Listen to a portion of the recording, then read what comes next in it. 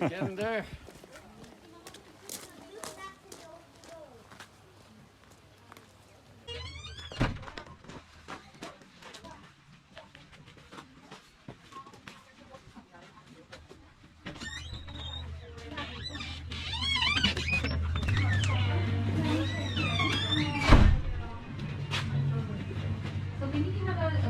Hollywood visit or do you have anything to like? Yeah, absolutely. Let me just check you in and then you will get that. Sorry, hit that. So, our landlord with the force. Should I get? No, yeah. No, I'm running out. You're running out. Washeries. What? Okay, it has rays in it. Yeah. Like they're just, you know, and taking you out to the rangers on the Jacob's a different one, isn't it? You got the right one you want? You got a white one? It is too late as the iron style. Okay then. Show me the one here. You are going up back to our ranger and our Landover thing that points is if you're out of the vehicle, only a short distance from the vehicle and it's raining, you get out of the yard. You don't have to, you can open the window. There's not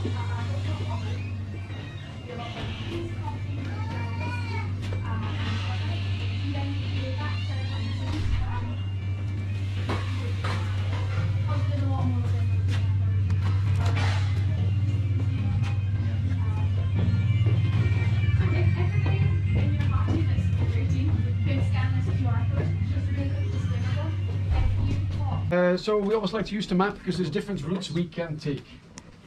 At the moment we are right here at Highland Safaris in this beautiful valley, and this one is called Straat T. So Scotland we have glens and we have straats. They're both valleys. You know the difference? No. Excellent, we can bore you with it later. Yeah. So here today we're looking here from the side onto Drummond Hill. That is the one there with the antenna on it. A route we can take as well, but not today. We're taking a little bit of these orange roads here. And these are old military roads, mainly built in the past by French prisoners of war, Napoleonic era, under the command of General Wade. He was Irish, worked for the English, and his job was to finally get the Scots under control. Yeah, he built lots of army roads and he built the bridge at Aberfeldy. Anyone came in that way? Or you were asleep, huh? Get deer guaranteed. And that is because we have our own herd just over the fence. Yeah, we definitely see something. You can't see that, Robert. Yeah, a bit of fun. So when you're ready. Yeah. So we have to fight about everybody sitting in the vehicle. We'll get to that bit. Get to that bit. Okay. All good? Let's go.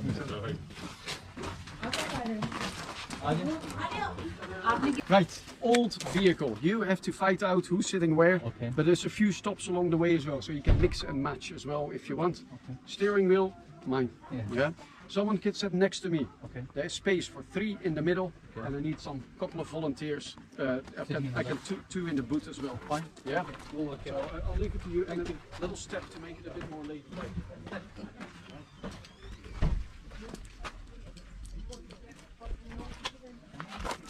If you want to open the windows, you got, look at that, electric.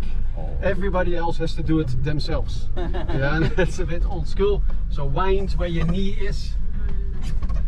In the back, for you guys, it's a squeeze and a pull to open that little window. Right, little confession to make.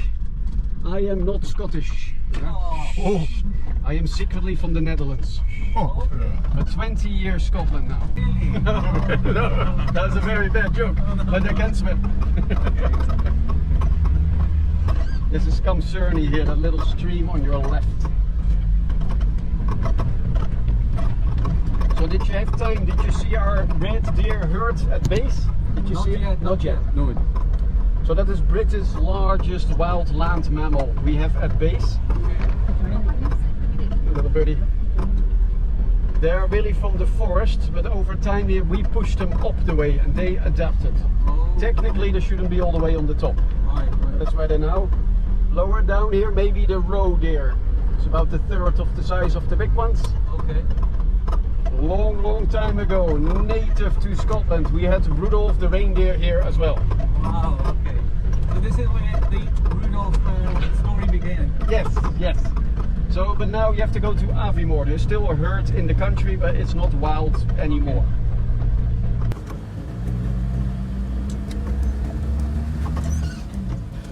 Right, have to jump out and... Right.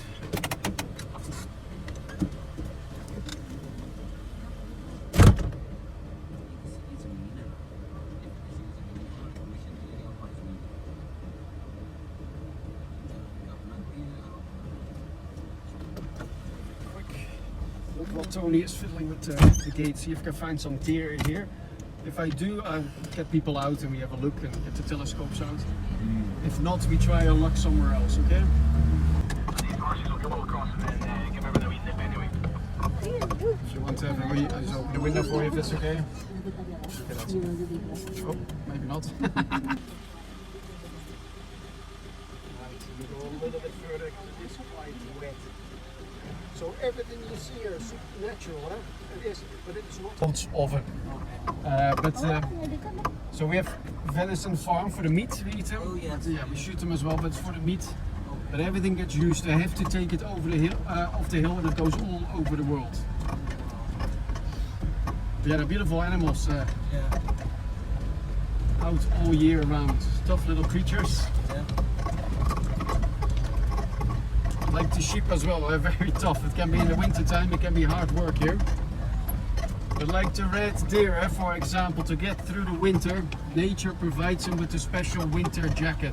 Really? Special hollow hairs grow in, Okay. keeping the heat better, and they're pretty comfortable up until minus 25 degrees. Wow. It's a good jacket.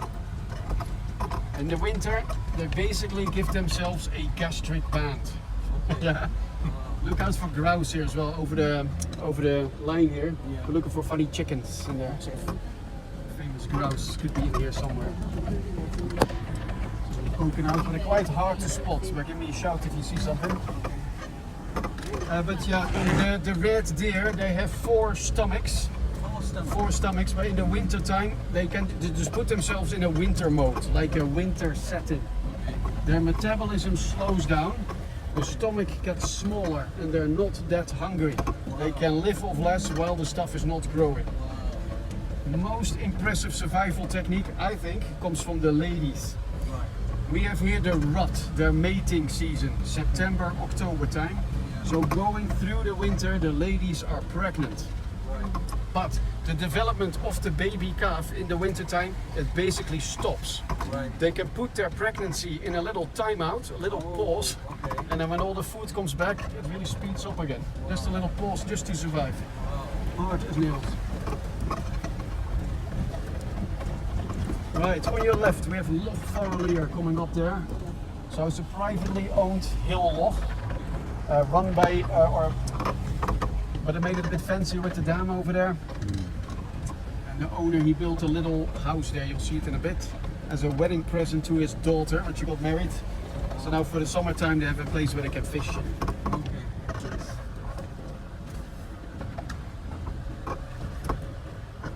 You see here that grass here next to me, that higher grass with these brown thingies on it? Yeah. I call that bog grass.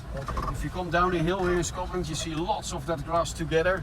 Right. Normally you want to go around it or need your wellies, your Wellington boots. It's going to be wet. High, not a drip of rain, 25 degrees. Perfect. Doesn't really get into the 30s up here, which is okay with me. You get used to it as well, huh? 13 degrees up here, people start stripping. Tops off, yeah. The only difference here, because I'm from the Netherlands originally, so we've got sort of London weather. Yeah. You're a lot higher up on the globe up here. Yeah. It is daylight. That's an issue. Oh, okay. In the summertime, the longest day, 21st, are you okay there? Yeah. It just does not get dark for 2 days. It just keeps going. But you pay for that in the winter. Very short day, daylight is an issue. Some people struggle with that in the winter. Very, very dark and miserable. This type of landscape also very important for the planet. It is a filter to the planet.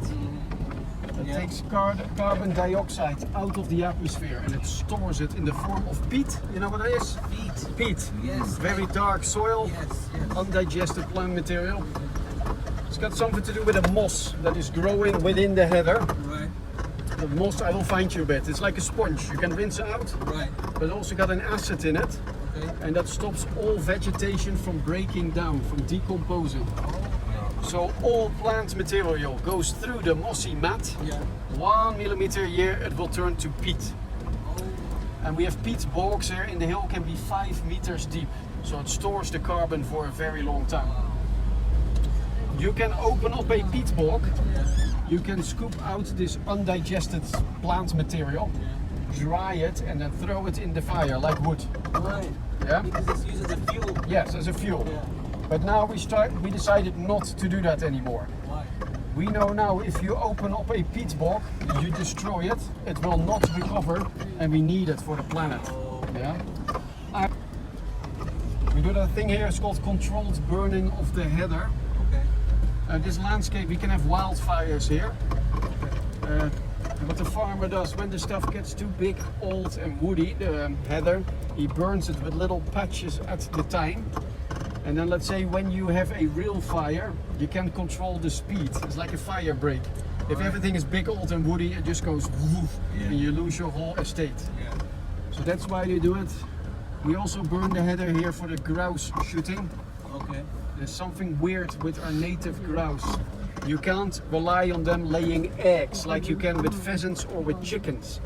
So if you want lots of birds to shoot, you have to make them happy. You have to cater for the bird. If you burn the heather, when it's getting big, old and woody, the stuff will regenerate. Lots of fresh shoots and bits and pieces for the birds to eat. Okay. So they like the shorter stuff to feed from and the higher stuff to hide in. That way you make them happy and you get lots of birds. Right, if you want, we're gonna jump out, see if we can find you some deer. Okay. I've got a wood pigeon over there in the tree. That's it. That's it. Well, we'll get a photograph of the old pigeon. help as well for a team photo. I can hear a big bird. You hear that big bird flying over? I've got them low down, Tony. Low down, just behind the wall, there's a whole ton of them. Good. Low down, lots of deer. Oh yes, look at that. I was expecting them a bit higher.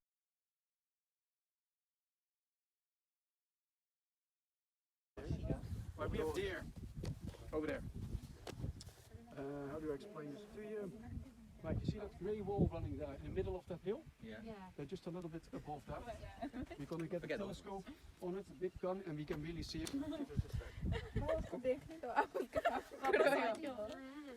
मुझे तो देखने दो तुम पहले मैं तो देखा ही नहीं तुम ये आप लोगों ने जीप से ली है? हाँ, कितनी बड़ी है? हाँ, चल मैं इसमें देखती हूँ।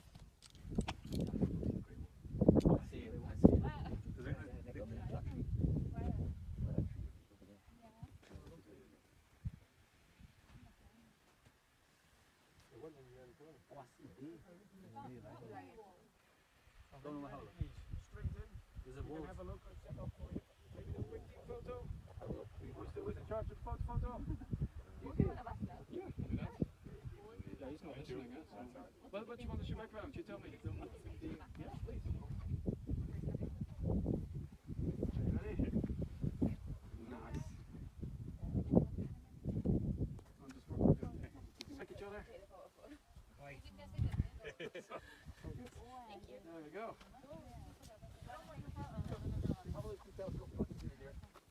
We don't have to touch, it should be ready to go.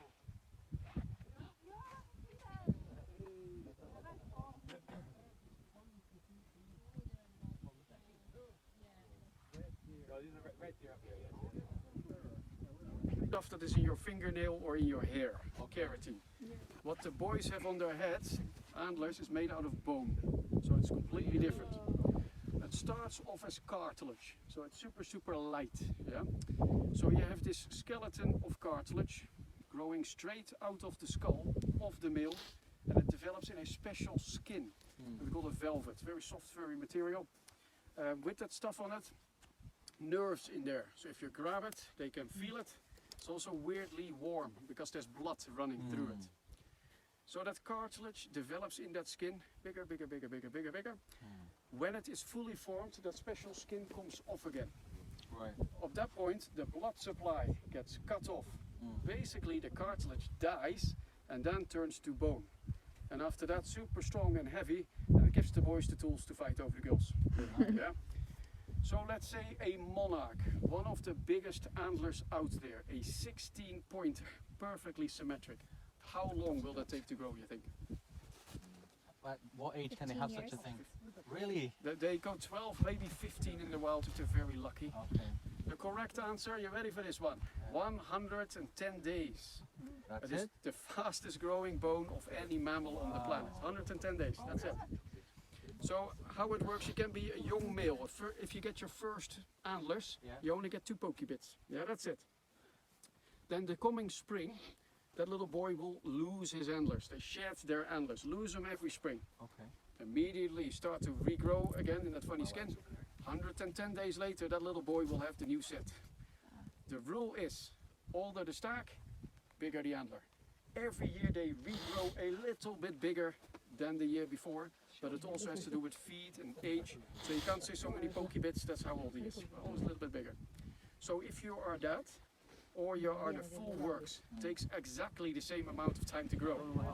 So these older guys, they lose quite a bit of body mass over it. It takes a lot of energy to grow something that quick. It's crazy. There's quite a few there. Did you find them yourself?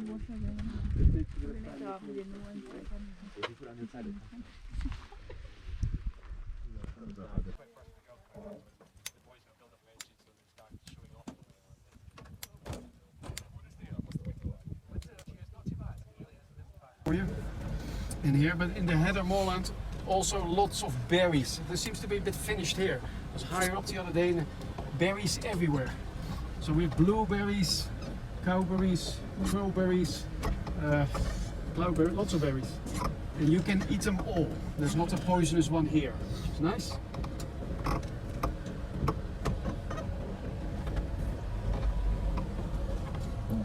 So you see where they've been burning the heather, eh? It's a little patchy landscape. There's another bit coming up here. Little patches at the time and then it will come back again. So yeah, you can eat all the berries here. Same here with the mushrooms here in Scotland. You can eat them all.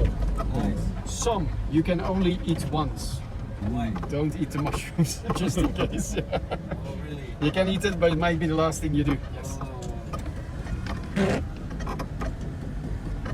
Right, so a little meadow pipit here in front of the car, the little birdie. You see it over there in the heather. It's not quite an eagle. We have them up here as well, but they live in the heather. We see them a lot here. These tiny little birdies. There you go.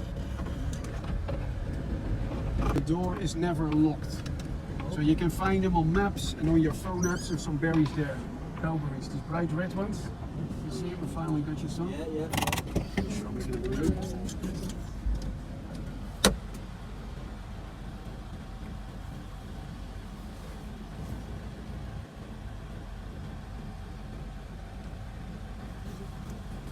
Right.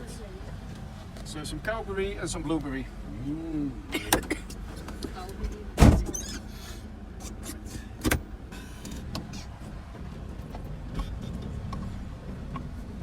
Finally.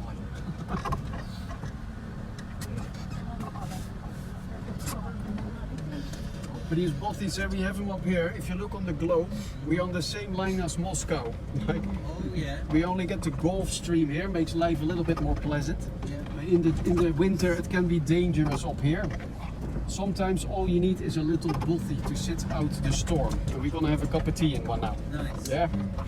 And this is a real one. The base of that Bothy is Victorian times. Wow. Right, we're gonna have a right. Right. Alright, stop for here.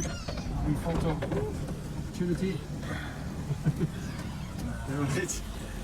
And go. You don't do this in Birmingham now? No. Standing in the middle of the river. Right. Last winter I got in a whole lot of trouble coming up here. Really? Yes, had to snow chains on because we go out all year round if it's safe enough. Okay. On we plow, good fun as well. But yeah, I got in a lot of bother here. I was back at base. I got out 40 minutes later than planned, but people loved it. So we were in it together. It was an adventure. Here, I can't stop here because on the slope you see that most purple header here? Yeah. That is the number 3, the bell header here, the most purple of them all on this pancake. So then you've seen all 3. Slightly different again. What we doodle. This is as well as why you need the vehicle, so you don't do this. You don't do this in your Ford Fiesta. Yeah. Right. More. Right, almost parallel here. To my right is a hole there in the ground. You see it? Yeah, the other banking. And as we go along, there's another structure coming up there, covered in moss. We have little, they call them grouse butts, we call them, in the other banking. Basically, it's a little bunker over there, yeah, with the moss, you see it? In Victorian times, the gentlemen in their tweeds would sit in the little bunker with a rifle and probably a bit of whiskey in those days as well. It's a good combination, eh? And then the normal people would push the grouse in their direction and they shoot them as a sport. It's a little reminder of the past sitting there. Okay. It goes over the hill there. There's a little a cottage someone built up there, probably for travelers. Yeah, you're in the middle of nowhere here. We go on that hill behind there as well. It's called Foss Ridge. That is the highest safari we do. If I'm on the top of Foss Ridge, I need my binoculars to find this little bothy over here. You are here in the middle of nowhere. It's a cool one as well. In the grass, you see that white over there, that white fluffy grass? Yeah. That is the last of the cotton grass, I call it, still standing. Okay. If you come here end of May, beginning of June, that stuff is everywhere. That's also the time of year when Bambi gets born. Bambi, these beautiful white dots on them, they think that's what they're trying to copy as a camouflage. If you're lying in the heather with the cotton grass, birds of prey can't see you.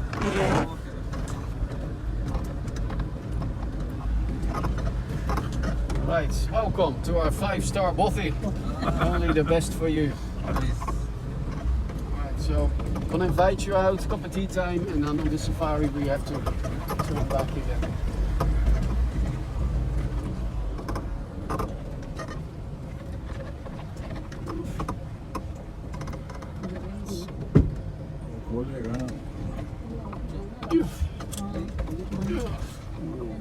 I feel that.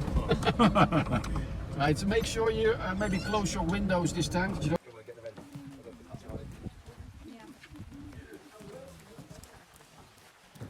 So please have a seat. Yes. Organized. Look at that. Put a little bit of sanitizer on the table as well. It's the nice people we give some biscuits to as well. Only the nice ones. That's a good idea, thank you very much. Grab yourself a seat if you like, Paul.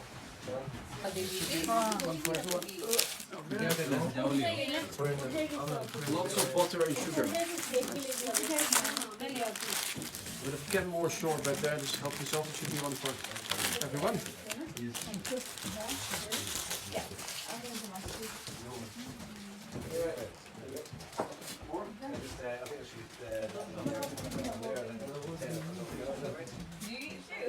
We're not the only ones using the Bothy. We get lots of other animals helping out with Bothy. We've got a big spider nest. We like spiders. There's a big spider nest up here, that little Bothy thing up there. And there's also... It is a bit damp today, but I hope she still enjoyed. If you if you need to wipe the windows and stuff, I'll leave that here for you, okay? It steams up too much. Just help yourself. So anyone came through Kalin, my village? You've been past there, no? On your travels? Kalin? Bothy area. But in the end they got pushed out by the camels coming through. If they all played nicely together, maybe they would have had their Scotland. They said, as a family, they said, well, this is not fun anymore. We are going to Canada. Nova Scotia, New Scotland. We start again. Off they went, a tiny little burial island in my village. It's only a few football pitches big.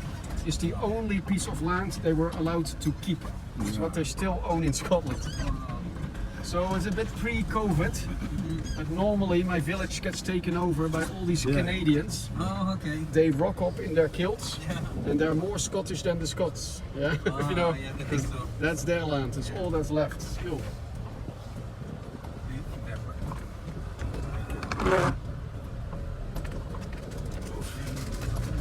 The harebells here, a beautiful wildflower in the back. Yeah, it's nice.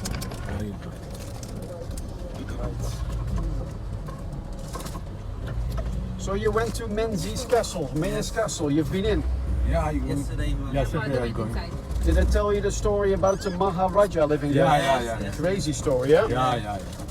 The sign of the clan of Magnat, their stamp, their logo, it looks a little bit like a Jesus head. Really? So I thought it was a bit strange. So I did a bit of digging, but the clan chief of the McNish is basically their neighbor, and they chopped off his head, as you did in those days. Yeah.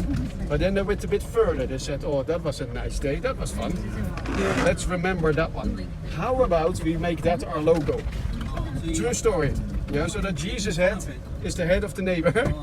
Also tells everyone else in the area, "Don't mess with us." Yeah.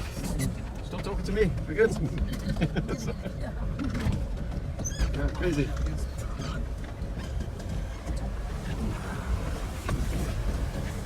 So you've been here now a few days. You think you can live up here in Scotland? Is it for you? You know, I love the scenery Uh-huh. and I love the people.